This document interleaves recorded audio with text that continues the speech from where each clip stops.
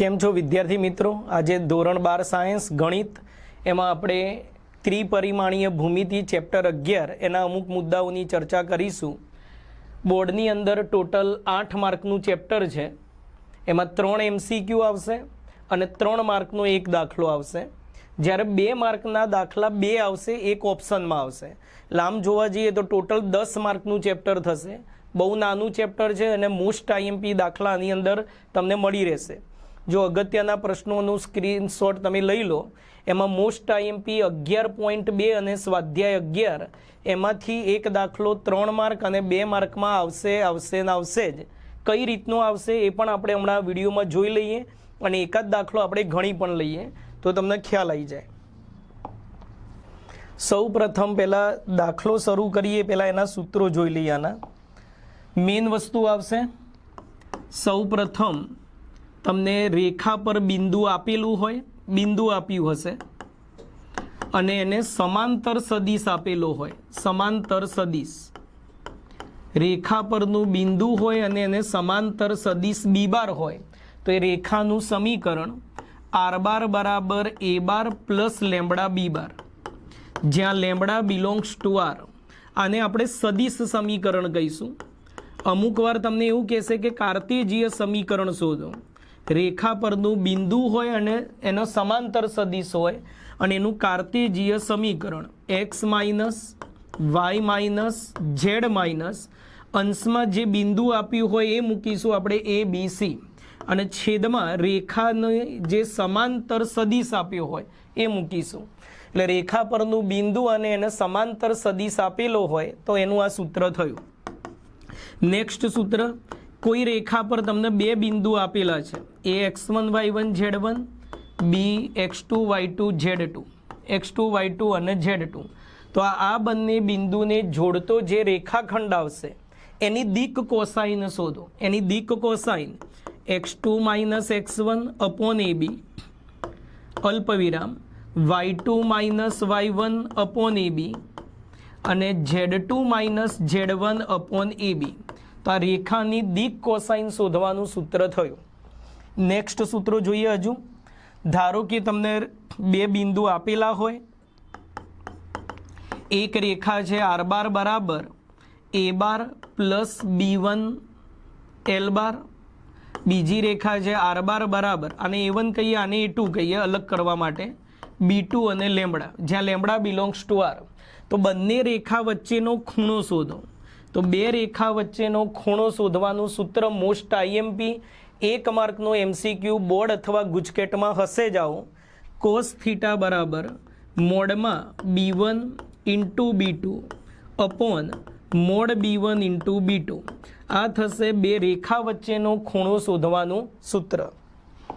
પછી જે 3 માર્ક માટે આપણે જે મોસ્ટ IMP દાખલો કીધો એનું સૂત્ર જોઈએ. ધારો કે તમને 2 રેખા આપેલી હોય, આર બાર બરાબર A1 પ્લસ લેમ્બડા B1 અને બીજી રેખા આર બાર બરાબર A2 પ્લસ લેમ્બડા B2. તો આ બંને જે રેખાઓ છે ધારો કે વિસમતલીય છે, વિસમતલીય. તો 2 વિસમતલીય રેખા વચ્ચેનું લંબ અંતર, ટૂંકામાં ટૂંકું અંતર કે ન્યૂનતમ અંતર શોધો. કે 3 માર્ક માટે મોસ્ટ IMP દાખલો બોર્ડની એક્ઝામમાં મોટા ભાગે આ રીતનો એક દાખલો હોય જ છે. અને 11.2 સ્વાધ્યાય 11 અને ઉદાહરણમાં આવા 5 થી 6 દાખલા આપેલા છે. એ ખાસ તૈયાર કરવા. 3 માર્કમાં આવો દાખલો એક આવશે જ.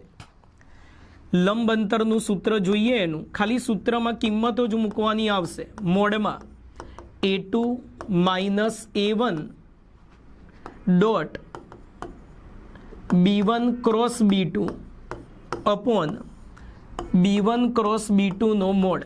આ પ્રમાણેનું સૂત્ર છે. A1 અને A2 બંને રેખા પરના બિંદુ, B1 અને B2 બંને રેખાની દિશા. આમાં મૂકશો તમે એટલે તમને એ કિંમત મળી જશે. આના જેવું જ એક બીજું પણ સૂત્ર છે. એનો એક જ દાખલો બુકમાં આપેલો છે પણ એ પણ રીત આમ તો IMP કે 2 રેખા તમને આપેલી હશે, આર બાર બરાબર એ બાર પ્લસ લેમ્બડા બી અને આર બાર બરાબર A2 પ્લસ લેમ્બડા બી બાર. આ બંને સમાન હશે. અથવા બંનેનો ગુણોત્તર સમાન હશે તો બંને રેખા સમાંતર રેખાઓ કહેવાય. બંને રેખા કેવી કહેવાય? સમાંતર. તો બે સમાંતર રેખા વચ્ચેનું લંબ અંતર અથવા લઘુત્તમ અંતર અથવા ટૂંકામાં ટૂંકું અંતર સૂત્ર આગળ હતું એમાં થોડો ડિફરન્સ છે. a2 - a1 પેલામાં પણ હતા, આમાં પણ આવશે. પેલામાં ડોટ હતો, આમાં ક્રોસ આવશે.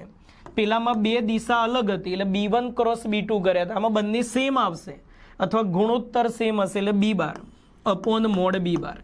આ પણ એક્ઝામ માટે IMP એ નાનું એક જ દાખલો બુકમાં છે, ઉદાહરણ નંબર 10. હવે દરેક રીતનો એક એક દાખલો આપણે જોઈ લઈએ એટલે તમને થોડો ખ્યાલ આવી જાય કે કેવી રીતની આપણને એક્ઝામમાં ફાયદો થશે એનો. ચલો, બે રેખાઓ તમને આપેલી છે. આ બંને રેખા વચ્ચેનું લઘુત્તમ અંતર શોધો.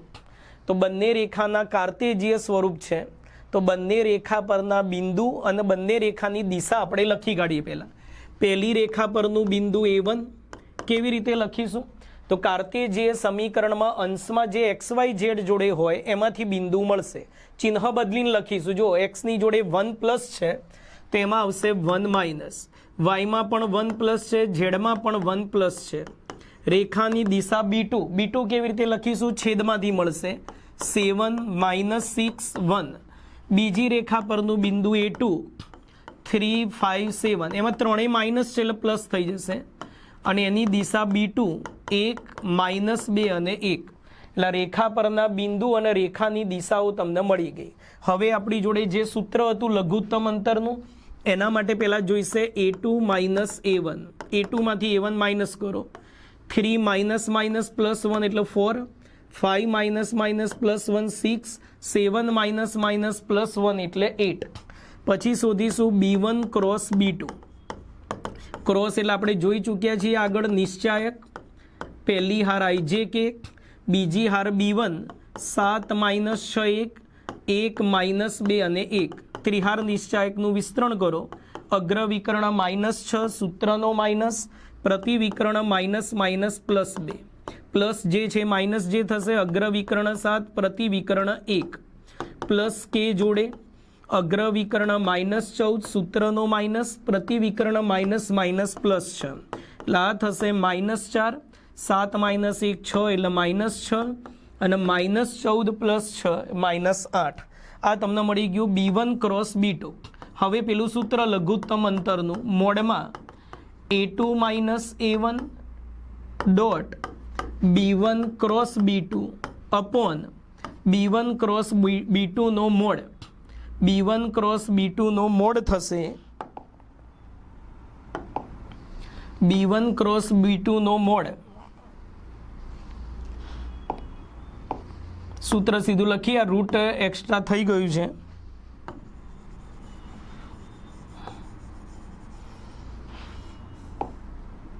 b1 ક્રોસ b2 નો મોડ